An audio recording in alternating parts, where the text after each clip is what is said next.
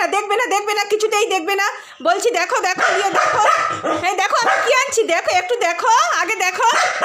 এ বাবা, দেখবই না, কোনো দেখাচ্ছি নাই, দেখবো না। এই যে তোমার মাংস আনতে গেছিলাম বাবা, এই দেখছো, এই তোমার মাংস, এই যে একটু গন্ধ শুকানো, ঠিক আছে? আমি গেলাম আর আসলাম, লিওর মাংস আনতে গেছিলাম। আর যাবে কোথায়? এই যে এখন দেখো, এখন দেখো মা চলে আসছে, এখন তো মাকে বকা শুনতেই হবে।